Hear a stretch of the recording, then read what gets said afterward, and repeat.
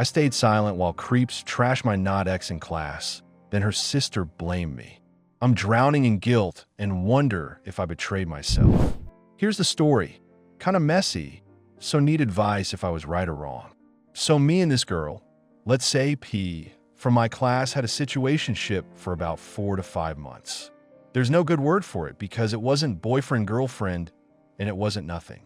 It was in that stupid gray zone where you do couple stuff without calling it a couple, you argue like a couple, you still introduce each other as friend, and then you go home and overthink until you hate yourself. I'm not pretending I was a saint in it. I liked the attention. I liked that she laughed at my dumb comments in lecture and stole fries off my plate and texted me good night without saying good night. I liked that she kept me guessing even though it stressed me out. Half the time, I felt like I was sprinting on a treadmill, moving hard, getting nowhere. The first month was flirty bullshit.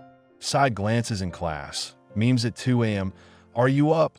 turning into come downstairs, and we'd sit outside the hostel stairs, knees touching, complaining about professors. She'd light up when I complained about the same people she disliked. P has this way of making you feel like you're her team, like it's you and her versus the rest of the idiots. If she liked you, you were golden. But if she decided you were on the other side, yeah. People became snakes or clowns or creeps in her vocabulary, like she was assigning roles in a play only she understood. I realized pretty early she had history. She'd talk in these half-finished sentences. With my ex, it was like, you know, and then make a face and tap a cigarette out of the pack. She said she'd quit. I didn't press. I didn't want to be the guy who pries. She told me eventually that the old relationship had been toxic. Everyone says that word now. It's almost empty, but the way she said it had weight.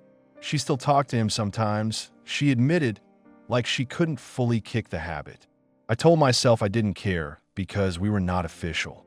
That's the trick you do so you don't feel stupid. You pretend the things that will obviously hurt you are neutral because you haven't given them a proper name. Anyway, it was college. Mess was normal. So I kept reminding myself. There were ups and downs. When it was good, it was stupid good. She'd show up with coffee she couldn't afford and say, "Don't get used to it," and then tilt her head onto my shoulder during movies we were supposed to be watching for class. When it was bad, it was her going cold like I'd stepped on a mine I didn't see. I'd ask what happened. She'd say, "Nothing," which means everything, and then I'd spend a day replaying the last 24 hours like CCTV footage. Did I compliment the wrong person? Did I forget a small detail? Did she want me to call? Should I have waited for her after lab? It's a sick game, and I still played it. The fight that set everything off didn't even feel like a fight at first. I talked to this girl in our class. Let's call her R. I talked to lots of people. I'm not a hermit. P saw us by the canteen waiting line, said hi to R, smiled like a cat that had already caught the bird, and then didn't look at me for 2 days. When I finally cornered her after class, she told me she hated R. I swear I didn't know. I said that. I said it again. She gave me that dead stare like I was a liar. P could go quiet in a way that made the air heavier. I apologized because it was easier. We had a long walk where I kept trying to touch her, and she kept dodging my hand like my fingers were hot. But the next week she thawed, messaged me a picture of a dumb dog in a sweater, and we fell back into our routine. That's how it always went. I screw up without knowing, she punishes me, and I earn my way back. Then there was the second incident, more stupid than the first. She saw me talking to 2 other girls after class, nothing flirty.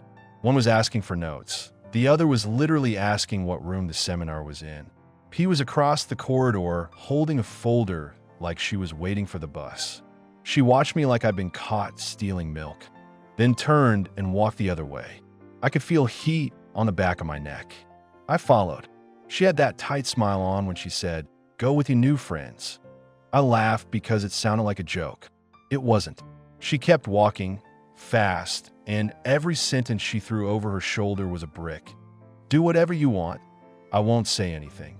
That line is a booby trap. Say okay, and you're insensitive. Say no, and you're controlling. I kept asking what the hell I did. She kept saying nothing in that voice. That means you already know. I didn't know. I really didn't. But I apologized anyway because at 21 you'd rather be guilty than abandoned. She said she needed space. That word felt like a knife that's already inside you. I said, okay. I said, take it. I said, should we just end it then? Hoping she'd say no. She didn't even flinch. She said, do what you want. I stared at my phone and felt stupid for waiting for a reply that meant anything.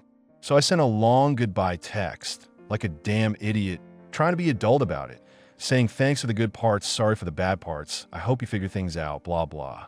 It was pious and pathetic. She responded with take care and a heart, worse than a slap.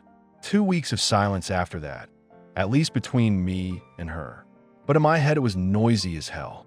Here's the background I didn't include when I sent her that goodbye. She had this ex she still talked to. Toxic in her words, but somehow he was still around like mold. She also had a friend at another college, long distance, she'd forget to mention. I found out only because I asked, because I saw a name pop on her phone with too many hearts for a cousin. She shrugged and said, it's nothing. Classic. And we were in a situationship, right? So technically, she was entitled to keep everything fuzzy while she collected attention like bracelets. Part of me respected the hustle. Part of me hated myself for being one of the bracelets. So I tried to move on, not in some noble way. I was angry. Angry like a kettle that just keeps screaming even after the stove's off. I went to class, to the gym, to random tea stalls with the boys, ugly scowl on my face like I wanted trouble. That's when the yesterday part happened.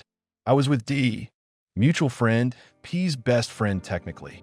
D is one of those guys who pretends he's not observant, and then he's suddenly quoting your last week's conversation back at you word for word. We were messing around outside the library, bitching about the course load, when his phone rings. G, that's P's sister. G has this tight, clean voice that makes you want to sit up straight. D puts it on speaker because he's like that. G asks if he knows where P is because P left without telling anyone and isn't picking up. You know that quick little moment where your stomach drops while your face stays neutral? That was me. I stared at the gum stuck on the pavement and pretended I didn't care. D said he had no idea and then hung up promising to call if he heard anything. Later I find out, because in college, secrets travel faster than any official announcement, that P was with some senior. Not just anywhere. They were spotted at 2 places that are basically date spots. That cafe with the fairy lights, and the small park where couples think the trees make them invisible. Some classmates saw her. The info came in like gossip usually does, packaged with tone and snickering. It wasn't directly at me. They don't know about me and P, not officially. D and G don't know either. They thought me and P had a dumb fight and weren't talking. That anonymity saved me from immediate humiliation, but it also made me a ghost in a story that was very much about me. And yeah, this senior made guy number 4, if you stack them, the ex she still texted, the long-distance guy me, and now this. I could feel my anger go from a simmer to a boil. That night, D and I ended up with a handful of classmates, the kind of guys who never have notes, but have every rumor. I didn't clock it at first, but they were the same dudes who'd seen P out with the senior. They didn't say her name, coward move, but they started talking around it. Some people keep their options open. One said, eyes sliding to D. Some people are very generous. Another snorted. The heavy implication hung there smelling like garbage. They're creeps. That's not even me defending her. They are creeps. They make everything about a girl's body and how many hands have touched it. I hate that talk. I hate it even when I'm pissed. They were mostly directing it at D because everyone knows D's tight with P. At first I didn't realize it was about her. Then my threading brain caught up and the anger doubled back on me. Rage at her, rage at them, rage that none of them knew I was the idiot who'd sent that dignified goodbye text 2 weeks ago while she was out playing house. I didn't defend her. They went on for maybe 2 minutes, long enough to make your skin crawl. I kept my mouth shut because my throat felt like it had gravel in it. I could have shut it down, I know. Shut up. Mind your business would have worked. But I sat there picking at a plastic cup.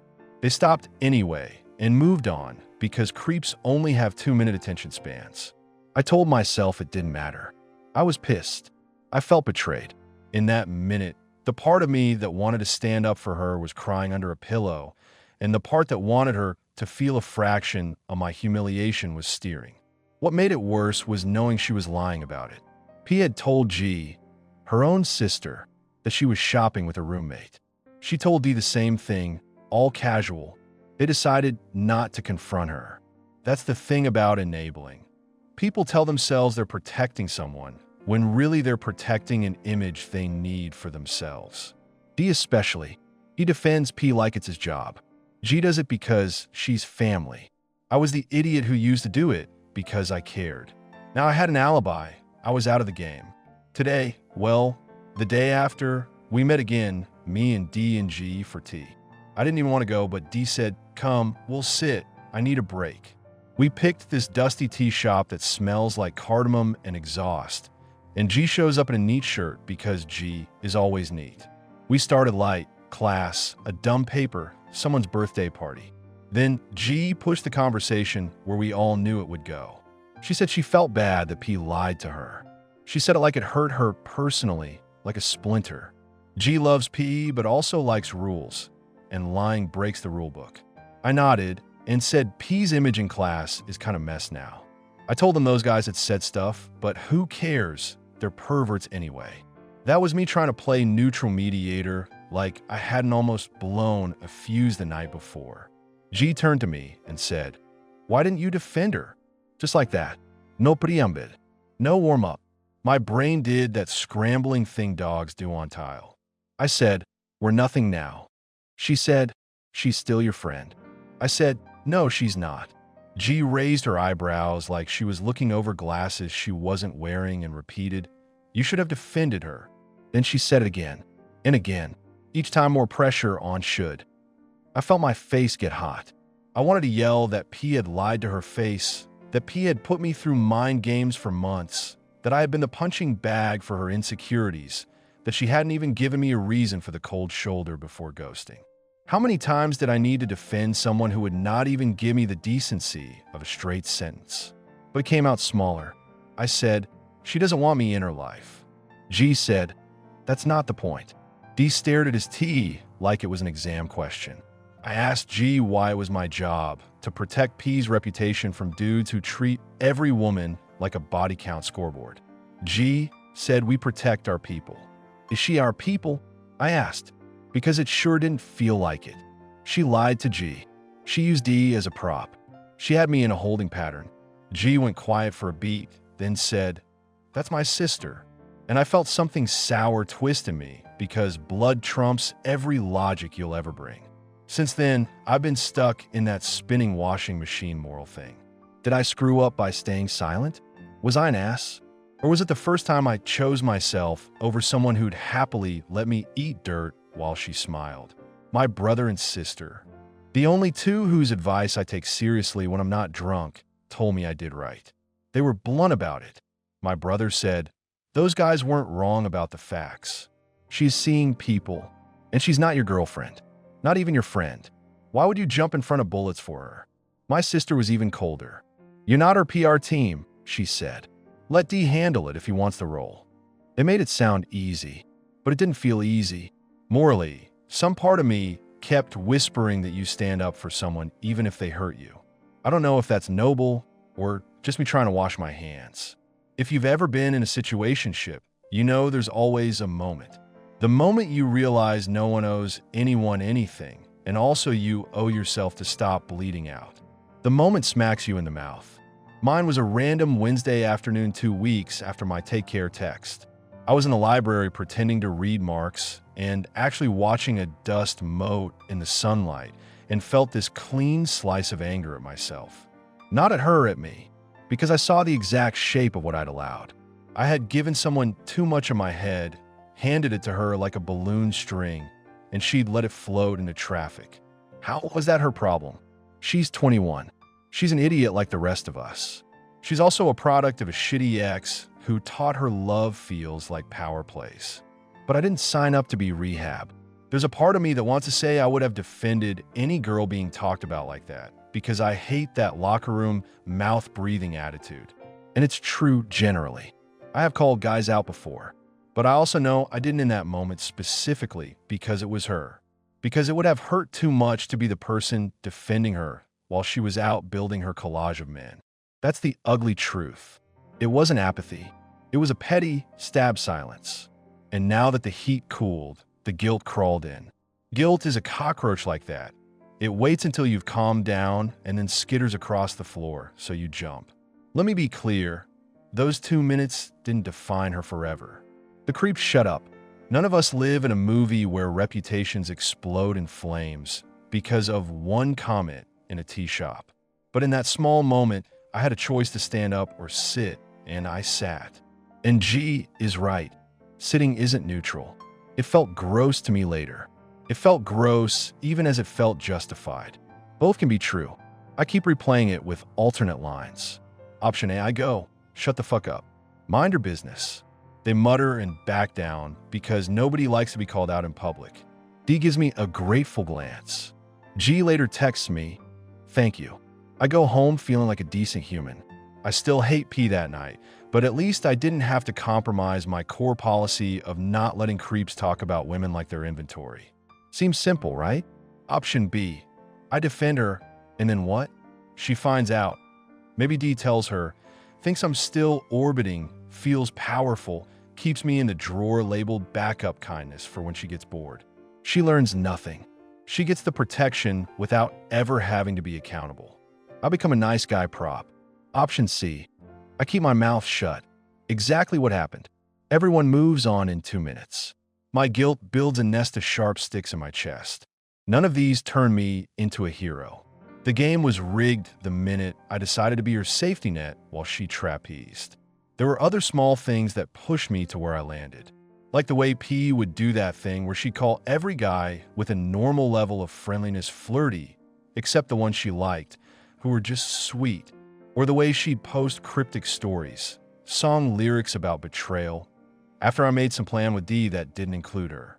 Or the way she'd ask me to come to a party as friends, then play act intimacy and still go home and call the long-distance guy for an hour. It wasn't just jealousy, it was confusion used as a leash. I handed her the rope. Yesterday, after tea, G kept pressing. Even if she lied to me, she's still my sister. I would defend you if someone said shit about you. That stung because I know she would. G's a loyalist, slightly self-righteous, but loyal. D then piped up, haltingly, I just think you were there, which was his non-confrontational way of saying, you could have helped me shut it down, and you didn't. I snapped a bit and said, where was my defense when she was painting me as the villain for speaking to girls about classwork? D winced. G said, that's different. It's always different when it's your favorite person. I get that they're in a bind too. D's whole identity on campus is P's best friend. When people trash P, it reflects on him. He thinks protecting her is protecting himself. G's family lens will never allow a scenario where P isn't deserving of allegiance. The more I thought about that, the less my silence felt like a betrayal and more like a boundary. Not everything deserves my energy. That doesn't excuse me from being the kind of guy who calls out objectification as a rule. I want to be that guy. So maybe the real answer is that I should have said, don't talk like that about anyone without making it about her. That would have aligned with my values without feeding the triangle drama. But I didn't think of that line in the moment. I thought of revenge. I'm not proud of that. There's a piece of this I haven't admitted. I still want her to text me, even after all this. Not because I want back in. I want the dopamine hit of being wanted by the person who treated me like a spare. I want the satisfaction of leaving her on read. I want the petty ending. That makes me gross too. I can see it as I write it. But pretending I'm above it would be fakery. I imagine her reading this, rolling her eyes, saying, see, he's dramatic. Maybe I am. I don't know how to feel soft about someone who made me harden up this way. There was also the senior guy. I saw him the next day in the hallway. Tall, easy swagger, the kind of dude everyone likes because he doesn't take anything seriously. He didn't even know I existed in relation to her. Why would he? He's trying on hats too. I imagined punching him in the throat. Then I imagined being him, meeting a girl, taking her to fairy lights, touching her hand, thinking you're slick, and it made me tired more than angry. We're all out here acting like trial lawyers in cases we can't win. The practical question everyone keeps asking: what would defending her have cost me? 2 minutes, some breath, maybe a small verbal scuffle. The cost of not defending her is this longer, heavier feeling that I stepped off my own moral path because I wanted her to hurt. That's the part I'm trying to live with. I can't even tell if my brother and sister are right. They're pragmatic. They say, actions have consequences. She juggled, she lied, she gets gossip. Simple in their math. But I've never been simple. I sit in the gray and pick at threads. Later that night, G texted me, "Still upset, but I get you," which is the closest she'll get to a peace treaty. D sent a meme like he was throwing a bandage at a chest wound. P posted a story, a picture of a latte with the caption, "Some people show their true colors eventually," which could be about anyone or about me or about the senior or about her own reflection. The vagueness is the point. It lets her be a victim in every direction. I muted her after that because I'm not a masochist. Here's a phone call that matters. A day after the tea, my sister rings me while I'm eating shitty noodles. She doesn't do small talk. She says, "You're not wrong for your silence, but you're not right either. You're grieving. You grieve weird things like things you never fully had. Grief makes you petty. Don't make a habit of it." It hit me like a bucket of water. Not because it absolved me, but because it named it. Grief. For a not relationship that felt like a relationship. For a person who never really chose me. For a version of me that liked feeling chosen, even if it was conditional. I don't know if they're the moral of the story, but I can tell you the small practical lessons that came out of this mess. 1. Situationship is just a word we use to avoid having uncomfortable conversations about boundaries.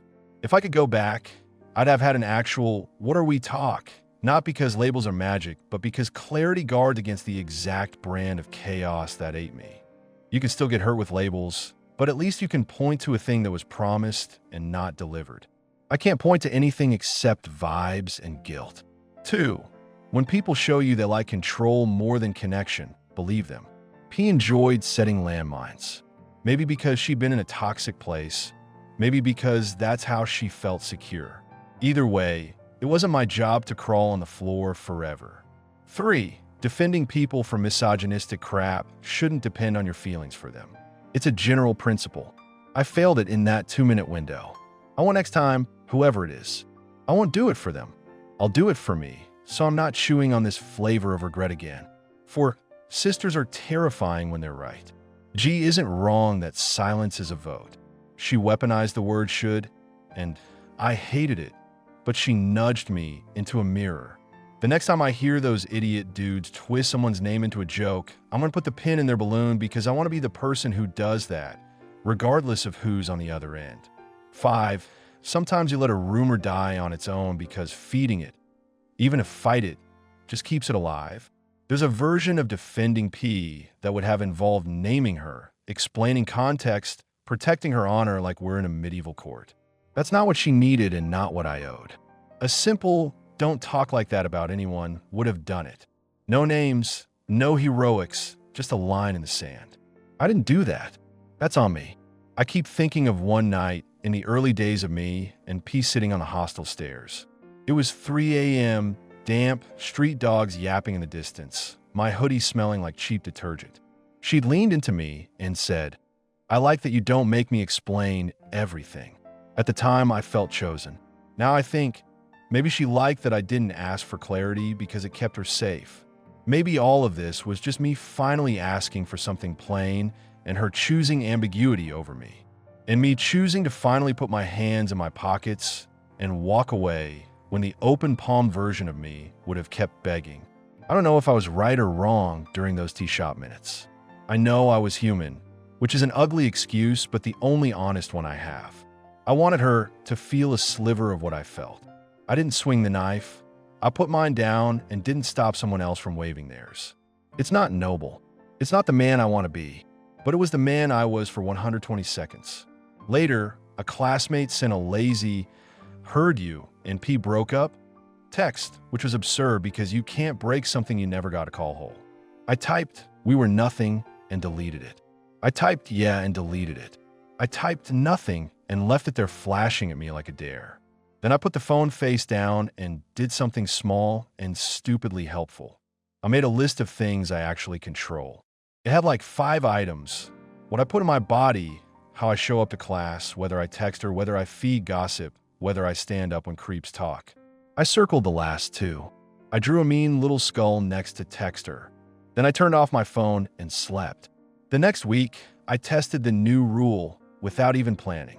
Another group of guys started in on a different girl, someone I barely know who wore a short dress to a party. They started doing that snickering.